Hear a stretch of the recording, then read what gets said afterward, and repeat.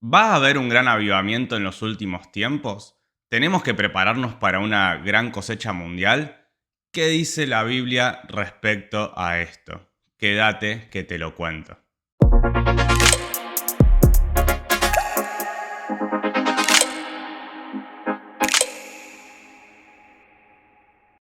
Hola a todos, bienvenidos a un nuevo video de Te Cuento la Biblia. Volvimos después de un buen tiempo sin estar subiendo. Como verán, cambiamos de lugar de grabación, así que todo un tiempo para reflexionar y pensar maneras de seguir creciendo y seguir mejorando como canal. En este caso tenemos un nuevo video de nuestra sección ¿Qué dice la Biblia? Y particularmente vamos a hablar respecto a qué dice la Biblia sobre los últimos tiempos. Es decir, ¿tenemos que tener expectativa de un gran avivamiento o cuál va a ser la realidad de la iglesia en ese tiempo? En sí solemos escuchar muchos mensajes positivistas y en realidad sería súper lindo pensar en que todo el mundo se va a volver al Evangelio, que de repente las naciones van a reconocer a Dios como su Señor y en cada rincón de la tierra la gente va a buscar adorar al Dios verdadero. Sin embargo, si bien es verdad que la Biblia habla de que el Evangelio va a llegar a toda la tierra, la realidad es que solo un remanente va a ser el encargado de compartirlo, el encargado de darlo a conocer. En general, la iglesia a nivel global va a tender a la apostasía. Por eso, si bien son interesantes estos mensajes de tenemos que prepararnos, en los últimos tiempos todos se van a volver a Dios, la realidad es que la Biblia nos lleva a pensar otra cosa, nos lleva a ver cómo, en la medida que nos acerquemos a la venida de nuestro Señor, cada vez va a haber más apostasía. Es decir, cada vez va a haber más iglesia que afirma ser iglesia, pero que en realidad no lo es. Porque recordemos, el tener un cartel en la puerta que diga bienvenidos a iglesia tal, no te hace ser iglesia. Lo que te hace ser iglesia no es un cartel, sino que lo que te hace ser iglesia es tener a Cristo en tu corazón. Así que si bien resulta súper lindo y sobre todo se usan pasajes como Mateo 24:14, donde se afirma que el Evangelio va a ser predicado en todo el mundo y luego vendrá el fin, la realidad es que va a ser un remanente el que va a llevar adelante esa tarea. El Evangelio va a llegar a todas las etnias del mundo porque así Dios lo estableció. Pero la iglesia a nivel generalizada, a nivel institucional, la iglesia visible podríamos decir, no va a estar comprometida con la evangelización, sino que más bien se va a enfocar en los eventos y en acumular maestros que transmitan enseñanzas conforme a sus propios deseos. Dicho de otra manera, decirle a la gente lo que quiere escuchar, en lugar de predicarles la verdad, simplemente que la gente reciba lo que quiere oír y así se vaya feliz a su casa. Vamos a ver algunos pasajes que nos demuestran cómo al final de los tiempos la situación generalizada de la iglesia institucional va a ir siendo cada vez peor. Veamos en 2 de Tesalonicenses 2:3. En este caso, encontramos que los tesalonicenses estaban preocupados porque pensaban que las persecuciones que ellos estaban sufriendo estaban vinculadas de algún modo con un juicio de Dios sobre ellos por su desobediencia. Cuando en realidad si leemos sobre los tesalonicenses veremos que junto con la iglesia de Filipos quizás son las iglesias más sanas que podemos encontrar en las distintas epístolas de Pablo. Así que la persecución que ellos estaban sufriendo no tenía que ver con un juicio, sino que tenía que ver con simplemente ser parte de los padecimientos por dar testimonio del Evangelio en toda la humanidad. Y Pablo, para traerles tranquilidad a estos hermanos, lo que hace es abrirles la ventana en cuanto al futuro. Siempre que se ve alguna referencia a la escatología en la Biblia, no tiene que ver con que sepamos cada cosita de lo que va a pasar en la humanidad, sino que apunta a que tengamos esperanza. Tengamos seguridad de que Dios sabe lo que hace y de que Dios va a poner todas las cosas en su lugar y que un día vamos a tener un futuro de paz y gozo en su presencia. Veamos, 2 de Tesalonicenses 2:3 dice: nadie los engañe en ninguna manera, porque no vendrá sin que antes venga la apostasía. Acá Pablo se está refiriendo al momento de la venida del Señor. Cristo no va a regresar sin que antes se manifieste la apostasía, es decir, una apostasía generalizada en la iglesia. Cuando hablamos de apostasía es apartarse de verdades que uno en teoría o inicialmente profesaba. Estamos hablando de personas que afirman ser cristianas, pero que en realidad no lo son. Y ahí eso se va a multiplicar en los últimos tiempos. Y no solo es este pasaje, sino que encontramos muchos otros que van de la misma mano. Mateo 24, 10 y 12, acá en palabras de nuestro Señor. Muchos tropezarán entonces y se entregarán unos a otros, y unos a otros se aborrecerán. Y muchos falsos maestros se levantarán y engañarán a muchos. Y por haberse multiplicado la maldad, el amor de muchos se enfriará.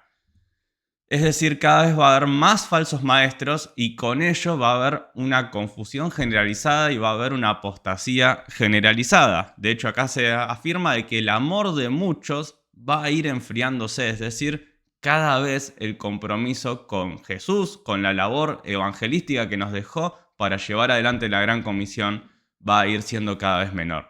Y esto va a implicar en que la iglesia se vaya desviando del llamado que recibió.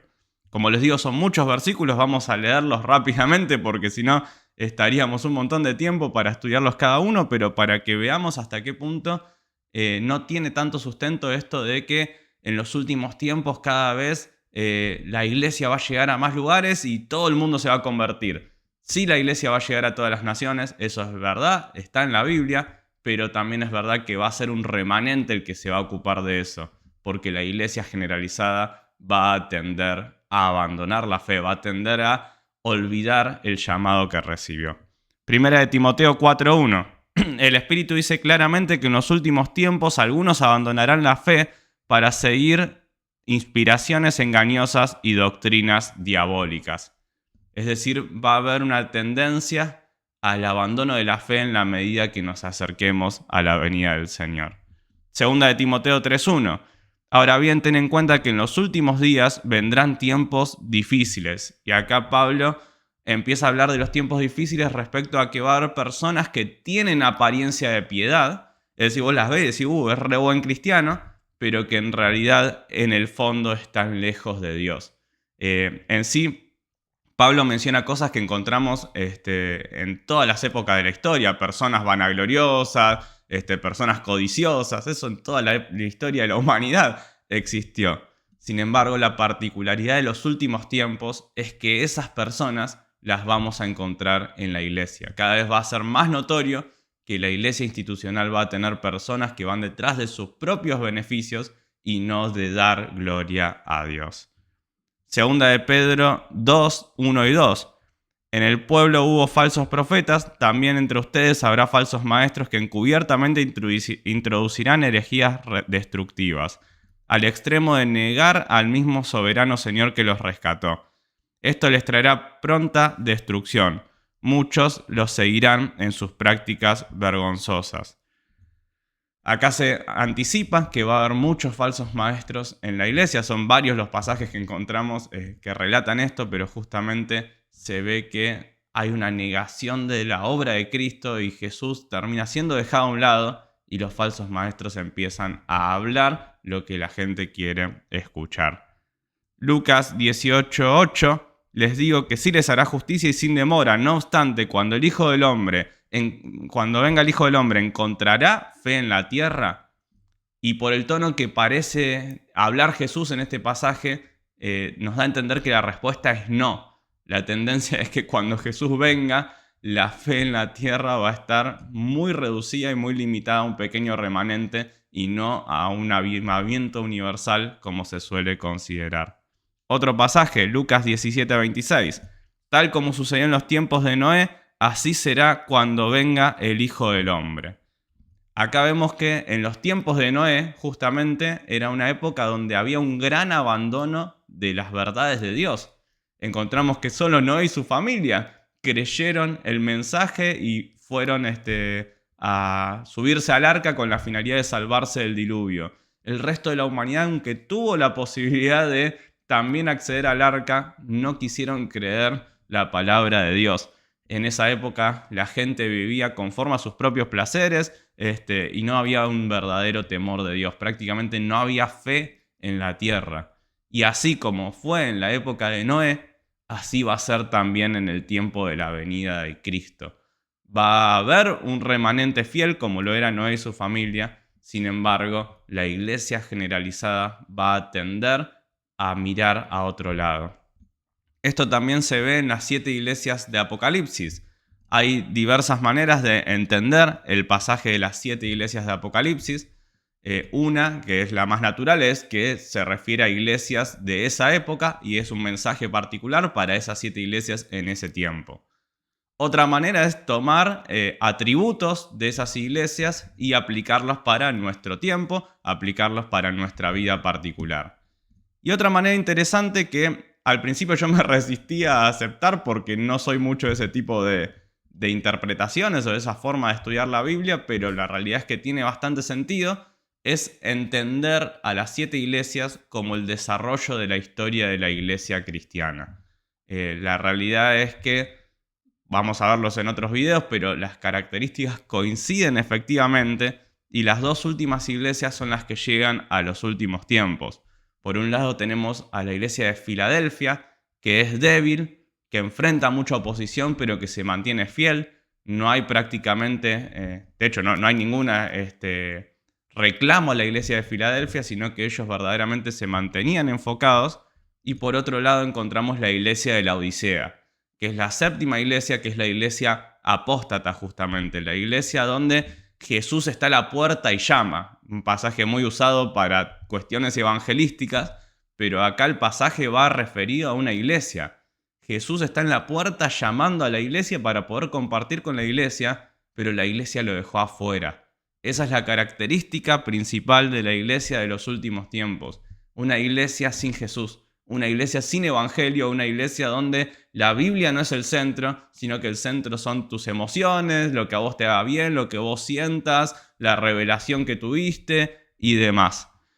La iglesia, en la medida que nos acerquemos al final de los tiempos, cada vez va a ser menos iglesia.